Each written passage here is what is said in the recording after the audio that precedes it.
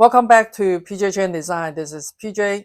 In this CAD tutorial with Rhino 3D software, I would like to show you how to create this bottom facet stone and also arrange the stone setting on the top part of this earring perfectly and meet it all the angle correctly. Are you ready? Let's get started.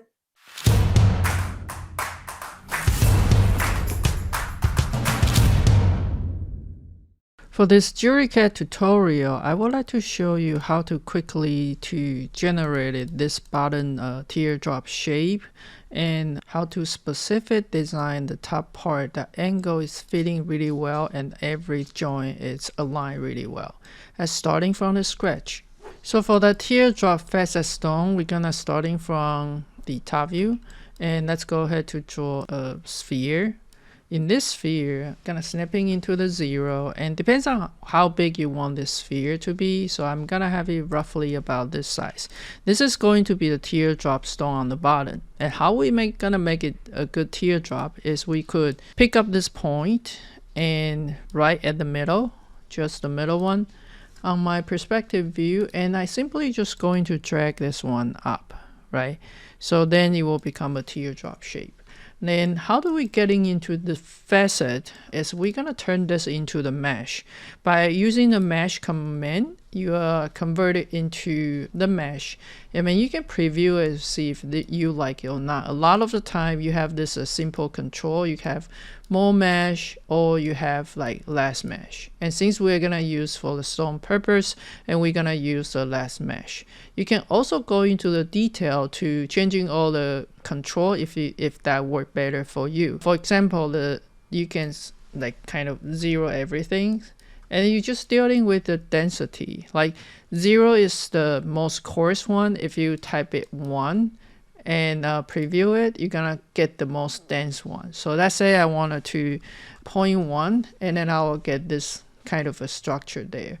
What it's actually doing, it's gonna give you that facet looking. So if I hiding this one right here, and if I looking at the render view, and you can see this one is a little bit facet. All right, so that's the whole purpose for this step. You can just using the smooth teardrop if that work for you. All right, so the second things we wanted to work on is the piece on the top. So I'm going to just draw a square, not a square, the box, and I want to center snapping into the 0, and we can come up any size anywhere. We're gonna change it, and I can have this one as the box. Now I'm going to move the box up a little bit, and then I'm also going to make the box bigger so I can cover that tip area, right? So now if this is like too long, that you don't like that long, that you can change it. Something look like this. All right, so I want to cover the top, but it's not cutting inside of a foam on the corner of the box, right? Now we wanted to make this box taper, so I'm going to use the gumball and holding the control and shift key and click on the top, and that's 3D scale down with the gumball to be something really thin there, and then that's how we get this one. Now on the bottom, design wise, I do like it to be the point, but anything you edit up has to fitting into this angle perfectly, right? So I'm going to make it slightly bigger and bring up here. All right, so how are we going to make it? First of all, we're going to explode everything, and we just need to have one face there. So I'm gonna pick up everybody else, and we're just gonna hit delete. We're gonna delete everything else. So come here and come here. All right, so anything of this flat surface, that means they are into the degree 1. If you turn on the control point, most of the time you'll see the point at this end and at this end, right? But we need another point right in the middle, right? So what I wanted to do is creating a reference line and snapping into the midpoint of the edge right here as my reference line right there. And I'm going to turn this one into the red color.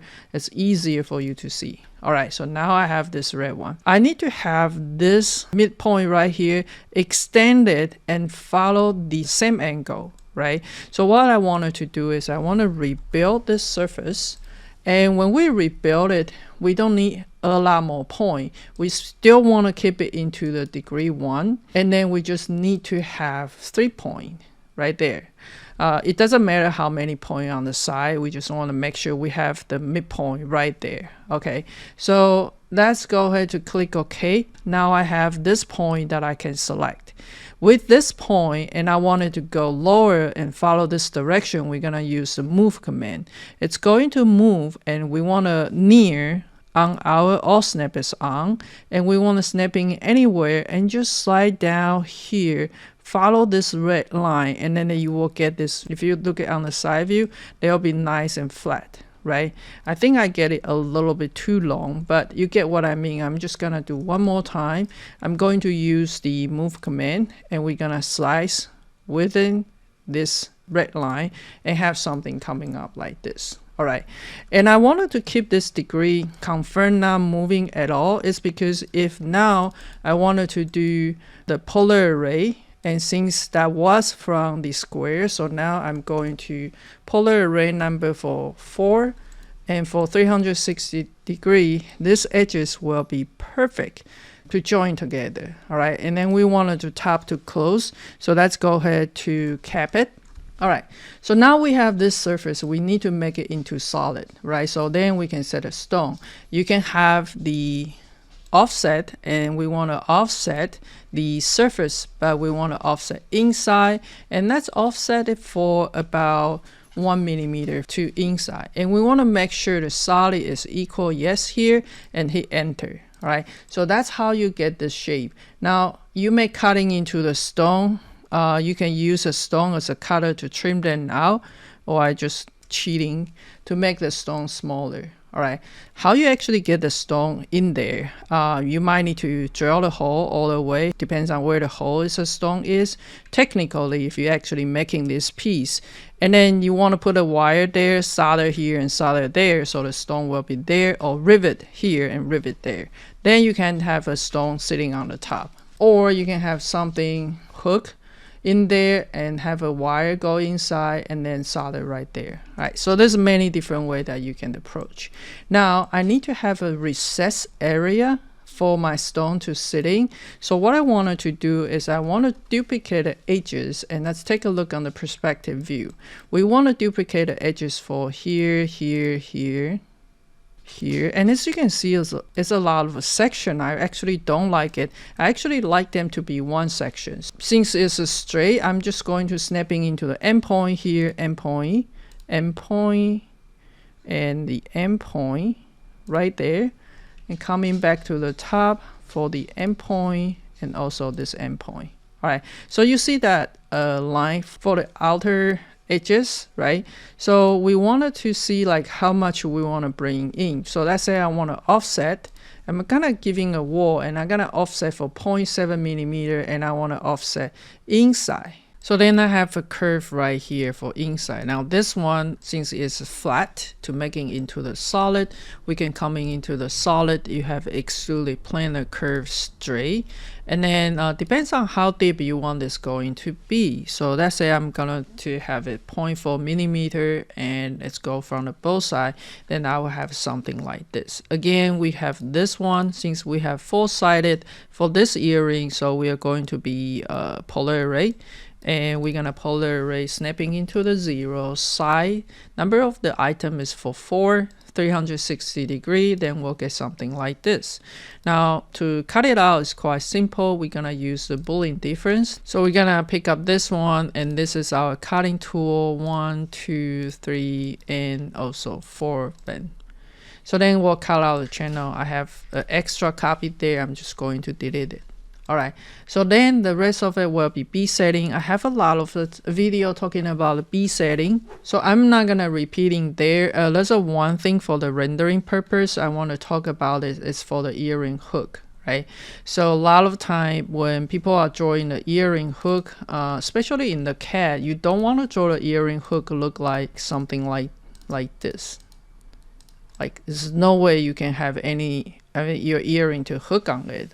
This is what we call French wire, and then what we wanted to do is coming out really nicely and giving a big loop. This is the loop that going into inside of your ear, right? And then you want to have it coming back and at the end coming out like this. All right, so the reason you wanted to do that, most of the time our ear loop is going to locate it somewhere about right here, right? And then you have the hole there and you have the loop. Average person, it's about 7mm thickness. It could be thicker, it could be thinner, but average is 7mm. So you need to make sure that inside of it will fitting into this loop right here. Let me mark it into the red color.